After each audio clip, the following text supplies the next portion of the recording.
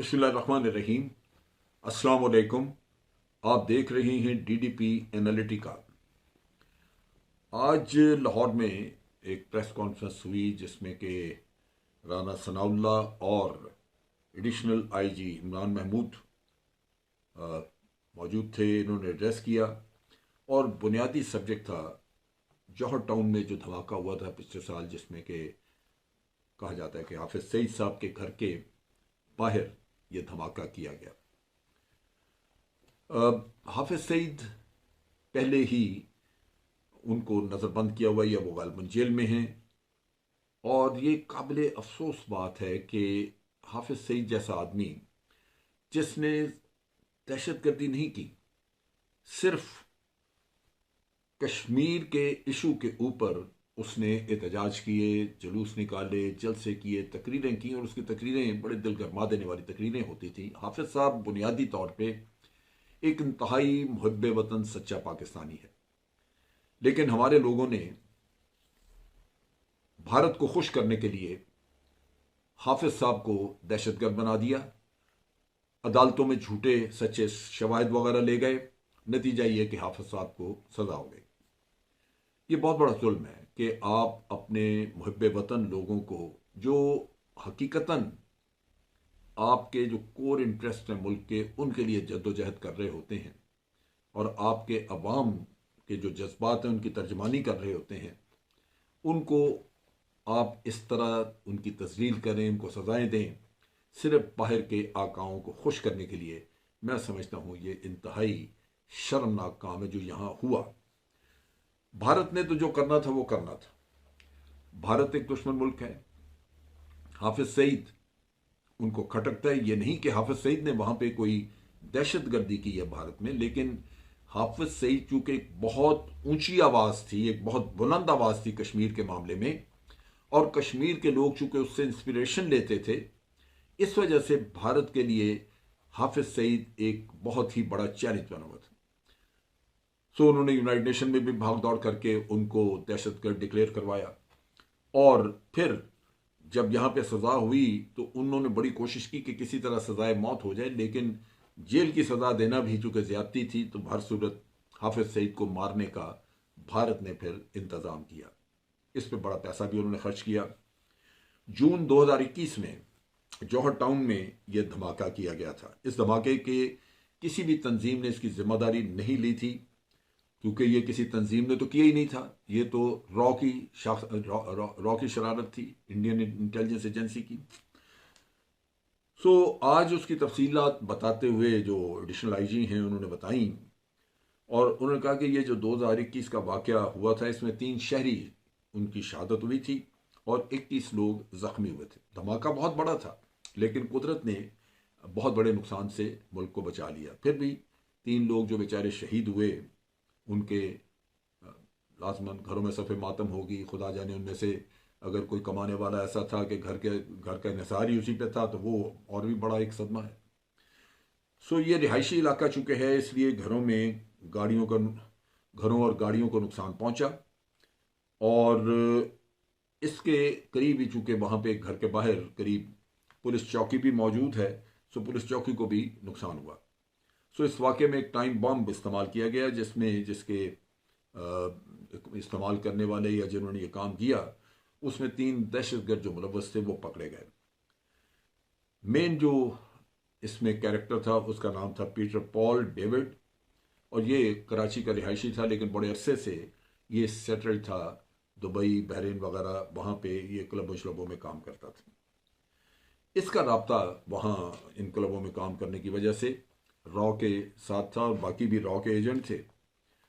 सो जब ये गिरफ्तार हुआ तो इससे फिर आगे लीड मिली, और ये गिरफ्तार उसी रात को, जिस दिन हुआ ये वाकया, उसी दिन पुलिस ने ये इसको गिरफ्तार किया। मैं समझता हूँ कि ये हमारे जो काउंटर टेररिज्म फोर्स थी या ऑर्गेनाइजेशन, इन्होंने बहुत ज़बरदस्त काम किया। ये सारा मसला बड़े थोड़े वक्त में हल हो गया था। और एक गाड़ी इनसे बरामद हुई और एक मोटर बाइक वगैरह जो उन्होंने आगे मजीद इस्तेमाल करनी थी।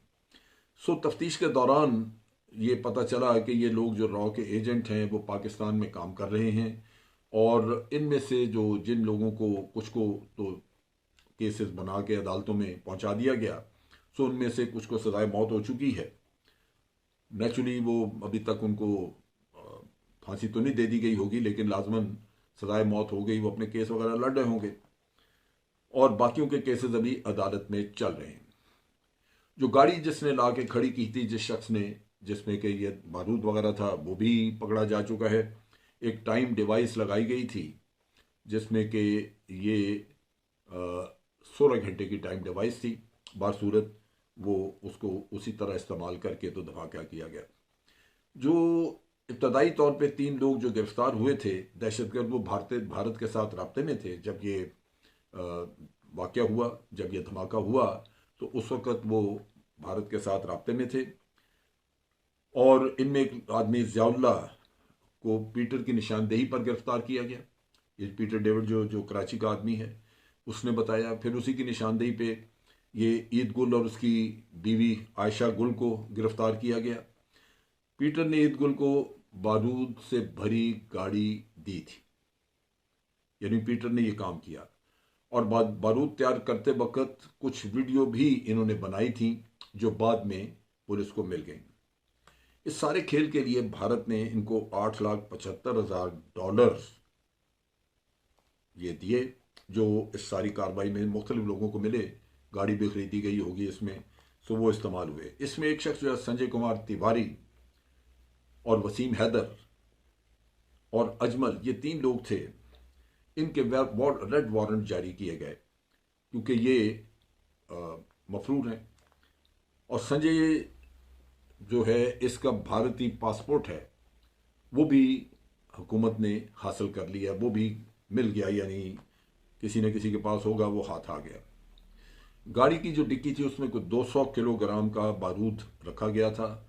और ये कुछ समीउल हक आदमी है जिसने कि जो 2012 से रॉ के लिए काम कर रहा था। और ये समीउल हक जो है, इसके भी रेड वारंट जारी किए गए। और जब ये बलूचिस्तान में कहीं दाखिल हुआ तो इसको अरेस्ट कर दिया गया। सो मुख्तलिफ ममालिक की भारी मिकदार में करेंसी इसी समीउल हक से बरामद हुई। और समीउल हक का ब्रदर इन लॉ भी इसके साथ था, उसको भी गिरफ्तार कर दिया गया। नवीद अख्तर एक और आदमी है जो कि मिडल ईस्ट में एक जेल में था। उसको रॉ के एक एजेंट ने, जिसका नाम शाहीम शेख, उसने उसको वहां से छुड़वाया और उसको छुड़वा के फिर पाकिस्तान ला के उसको पाकिस्तान भिजवाया और यहाँ पे इस काम के लिए इस्तेमाल किया। नवीद अख्तर वो शख्स है जिसने कि हाफिज सईद के घर के सारे इलाके को आके देखा, चेक किया और फिर गाड़ी के लिए जगह चुनी कि यहाँ गाड़ी खड़ी की जा सकती है। और इस तरह वो इस सारे खेल में उसने अपना रोल प्ले किया। ये जो गाड़ी तैयार करने की फुटेज वगैरह मिली, उसी के ज़रिए ईद गुल को पकड़ने का रास्ता निकला और ईद गुल को पकड़ा गया। ईद गुल ने गाड़ी तैयार की और वो CCTV जो फुटेज है उसमें वो नज़र आता है, उसको ट्रेस किया जा सकता है। बासूरत वज़ीर दाखिला ने भी ये सारी बातें की और उसका बताया। अब कहने की बात यह, मैंने सारी जो तफसील बताई वो उसकी बुनियादी वजह यह है कि सारा केस समझ में आए, पता लगे, तो इंसान सोचता है कि भारत की इन्वॉल्वमेंट वाकई बड़ी गहराई में है। बहुत सारे लोग हैं जो कि पैसे के लिए अपने दुश्मनों से काम करते हैं, अपने मुल्क के खिलाफ, अपने मादरे वतन के खिलाफ।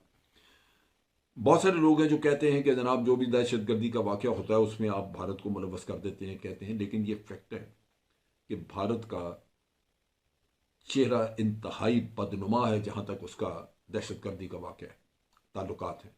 दहशतगर्दी के वाक़यात में वो हर वाक़े में मुलव्वस पाया गया। सो मच सो कि जो आर्मी पब्लिक स्कूल का वाक़या हुआ उसमें भी भारत के लोग, भारत के कौंसल खाने के लोग अफगानिस्तान में वो मुलव्वस थे और उन्होंने 80 लाख रुपया पे किया उन तालिबान को इस सारे कार्रवाई करवाने के लिए। सो अब राना सनाउल्लाह ये कहते हैं कि जनाब बिलावल जरदारी जो है ये जाएंगे यूनाइटेड नेशन में, वहाँ एड्रेस करेंगे, वहाँ ये लेके जाएंगे सारा इसका डोजियर बना के और वो वहाँ लोगों को दिया जाएगा। हम दे देते हैं, पहले भी हमने डोजियर दिए, लेकिन उन डोजियर्स को दे देने से बात नहीं ख़त्म होती। वो पता नहीं को पढ़ता भी है नहीं। डोजियर देने के बाद उसको परसू करना, उन हुकूमतों से उनका रिएक्शन लेना कि जनाब हमने आपको ये चीज़ दी थी, आपका इखलाक क्या कहता है। सो ये परसू करने का काम जो है ये हमारी हुकूमतें नहीं करती। मैं इस हुकूमत से क्या तवक्को करूं? आप सोचिए कि जब इनकी हुकूमत थी और मियां नवाज शरीफ प्राइम मिनिस्टर थे, कुलभूषण बहुत बड़ा दहशतगर्द वो पकड़ा गया, इन्होंने नाम तक नहीं लिया। नवाज शरीफ ने जाके वहां पे यूनाइटेड नेशन में तकरीर की, वहां पे सुषमा स्वराज ने की, उसने कोई दहशतगर्दों के नाम लेने शुरू कर दिए जो जानता ही नहीं, कोई उसका कोई वाकया ही नहीं कि जी ये पाकिस्तानी है।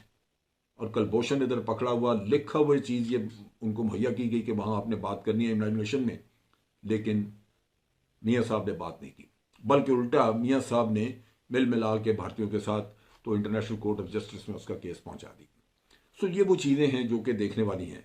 आज ये इन्होंने प्रेस कॉन्फ्रेंस करके क्रेडिट तो लिया, हकीकतन तो क्रेडिट पहले का, ये इमरान खान के वक्त में ही ये केस बहुत हद तक हल हो चुका था, लेकिन अब अगर ये इसको क्रेडिट देना चाहते हैं तो इसको पूरी दुनिया में फैलाएं और भारत का चेहरा बेनकाब करें। यह बड़ा ज़रूरी है। मुझे इस पर थोड़ा सा शक सिर्फ इस वजह से है कि मैं समझता हूं कि इन्होंने कुलभूषण के मामले में जिस तरह कोताही की थी कि ये भारत को नाराज़ नहीं करना चाहते थे, और जिस तरह इन्होंने हाफिज सईद के ऊपर मुकदमात किए मियां नवाज शरीफ के दौर में, और ये कहा कि जनाब क्या बॉम्बे में हमें लोग भेजना चाहिए थे, तो उस वक्त लगता था कि मियाँ साहब पाकिस्तान के नहीं, ये भारत के वजीर आजम है।